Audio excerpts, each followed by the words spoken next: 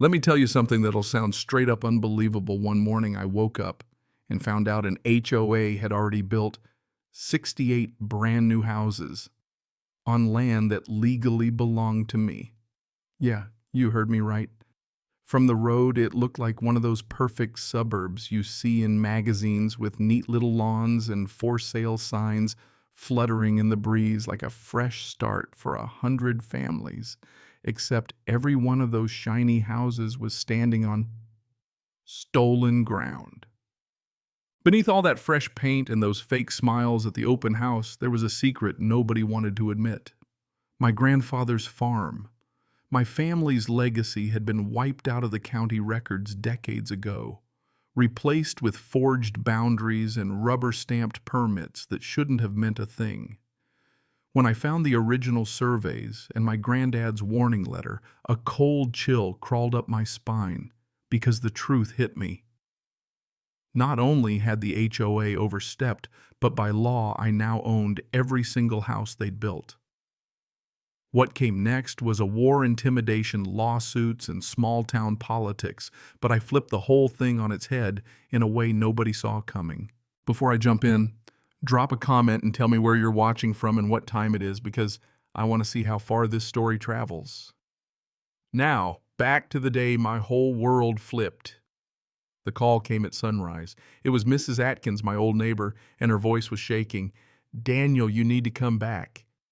They're building on your granddad's land, 68 houses, whole streets of them, and they already put up the signs." I'll admit for a split second I thought maybe she was confused. She'd lived next door to Grandpa Henry for 40 years, seen plenty of county projects, maybe a new road or some utility work. But something in her voice, this urgency, made me throw on yesterday's jeans, grab my keys, and drive 4 hours straight back to Brookdale without even stopping for coffee. When I hit that old dirt road leading up to Grandpa's farmhouse, my stomach twisted so hard I could barely breathe. I hadn't been back since the funeral 6 months ago. That place used to feel like a sanctuary, golden fields, an old red barn, the smell of clover and soil thick in the air. Now it was all gone. When I crested the hill, what I saw punched me in the chest. Bulldozers had flattened Grandpa's fields, soybeans gone. Asphalt gleamed where there used to be black dirt. Townhouses lined up in military rows, beige siding, gray shingles, identical white fences. A banner whipped in the wind. "Welcome to Maple Ridge East, starting at 400 KEs. I rolled closer. Hard-hatted workers planted shrubs and hammered nails. This wasn't some fly-by-night operation. These houses were ready for families. And there, by the model home, stood a woman I'd never seen, a perfect blonde bun, a spotless blazer, her eyes sharper than any lawyer I'd ever met. She gave me that look like I was selling vacuum cleaners door to door and turned back to her clipboard. "Excuse me," I said, barely hiding my anger. "What's going on here?" She didn't look up at first. "Residential development. Maple Ridge. HOA is expanding."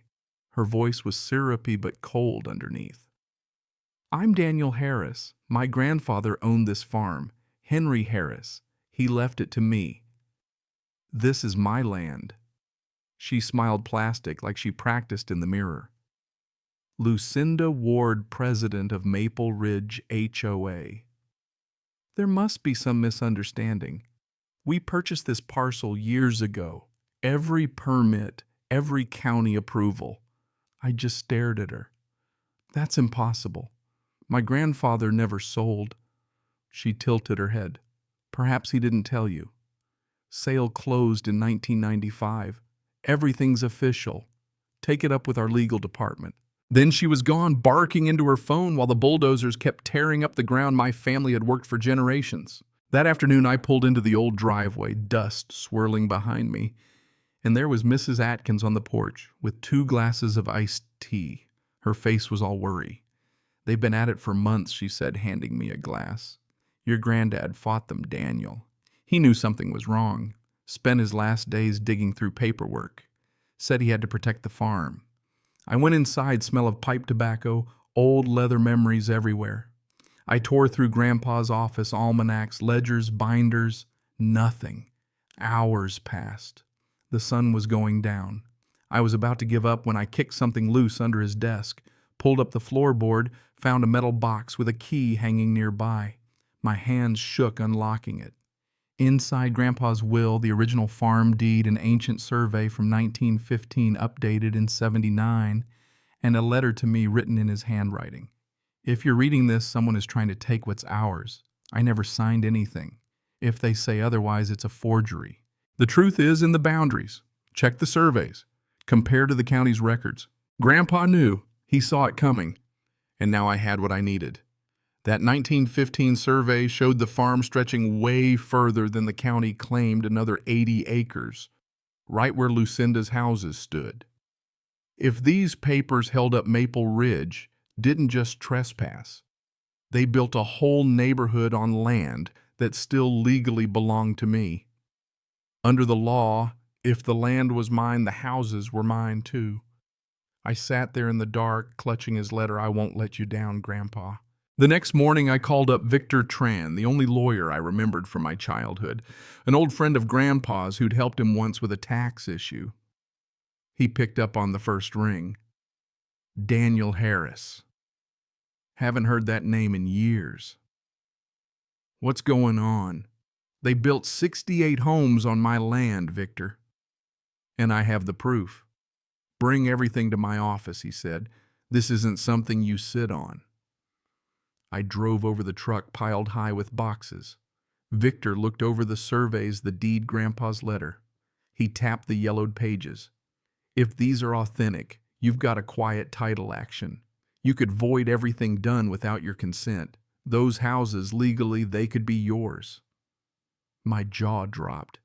You could sell them, lease them, bulldoze them. But this won't be easy. They'll fight dirty.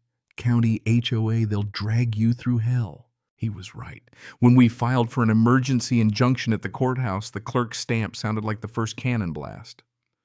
That night, a white SUV marked Maple Ridge Compliance blocked my driveway. Two guys with clipboards handed me a violation for unauthorized vehicle access on my own land. I laughed. Nice try. This is my driveway. They didn't care. Talk to the board. Mrs. Atkins brought over chicken casserole. They'll make your life hell, Daniel. Did it to the Johnsons, the Ramirez family, fined them until they sold. Not me, I said, though my hands were shaking. I have proof. That night I dug through more papers and found it 2 county filings from the late 80s and 90s, shifting the northern boundary signatures that didn't look like Grandpa's. Next morning, Victor brought a surveyor, Carter Holt, tough, sunburned all business. He spent hours walking the land, checking corners, and when he came back, he just shook his head. Your grandfather's surveys are dead on. The county's off by 80 acres. That's not a mistake.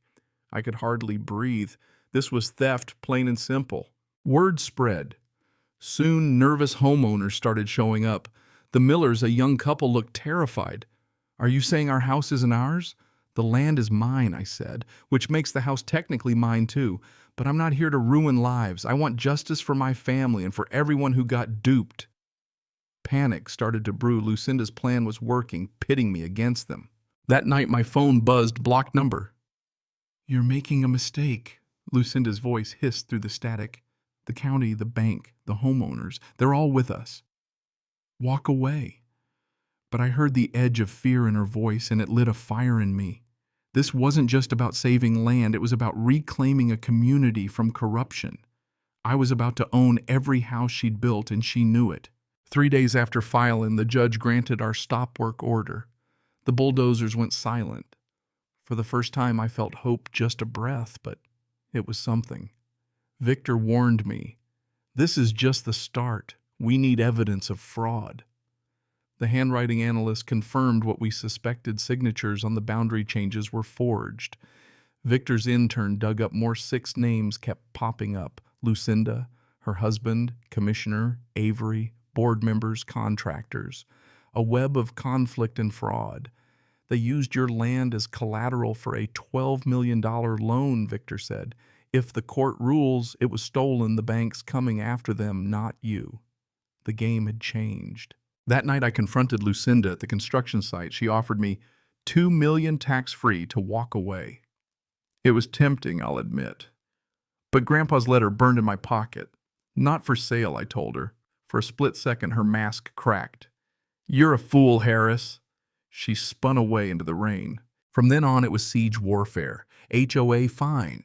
After HOA fine, improper vehicle storage, wrong paint color, even the grass on the farmhouse lawn. Private security blocked my driveway. Sheriff wouldn't intervene. It's civil, they said. Talk to your lawyer. But cracks started showing inside Maple Ridge, too. One night, Joel Whitman, the HOA treasurer, showed up at my door, soaking wet, shaking. If Lucinda finds out, I'm dead. But what she's doing isn't just wrong, it's illegal. He handed me a flash drive financials showing hundreds of thousands siphoned into shell companies owned by Lucinda and her family. People are tired, Joel said. They want someone to stand up. I realized maybe I wasn't just fighting for my family, I was fighting for the whole neighborhood. Families began showing up Johnson's mailbox, fined $500. Ramirez threatened with foreclosure over a shed. Leah paying $900 because her kid left a basketball hoop in the driveway. I showed them the surveys, the forgeries, Joel's files. The more they saw, the more they believed. Lucinda retaliated hard. Water pressure dropped. Inspectors cited me for bogus violations. My address vanished from GPS, but it just made people angrier. Soon the homeowners were rallying at my porch, waving signs, "Fair homes, not fraud kids," cheering. For the first time, Lucinda wasn't just fighting me, she was fighting her own community. When the day came for the big community meeting, the auditorium was packed. Lucinda strode in all power and arrogance, but this time the crowd was on my side. I laid out the truth, original surveys, forged documents, proof that the $12 million loan was built on a lie. Joel stood up and blew the whistle on her finances. The crowd turned. "We're with Daniel," someone shouted. Lucinda lost her grip. She screamed, threatened, but nobody cared anymore. The judge's ruling didn't take long after that. The Harris family was named rightful owner. Every house, all 68, was legally mine. Lucinda and her board were referred for criminal charges. Maple Ridge HOA was dissolved. People wept, hugged me, thanked me. I met with every homeowner, selling them their homes at fair value.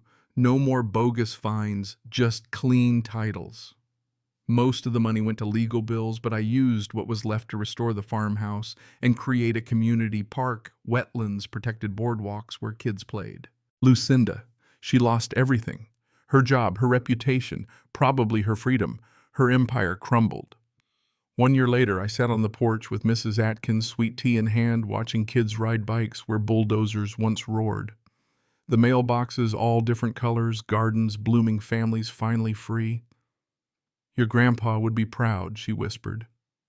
I smiled because justice isn't about revenge, it's about setting things right. And if you ask me what this story taught me, legacy isn't just about deeds or land. It's about standing up for what's right, no matter how high the odds. My grandpa didn't leave me money. He left me the courage to fight and a town that needed someone to believe in. Sometimes all it takes is one person who won't back down. Now, I want to hear from you. Have you ever fought something that felt too big to win? Drop your story in the comments below, and if you're hungry for more wild tales of justice, hit subscribe, because the next battle for truth is always around the corner.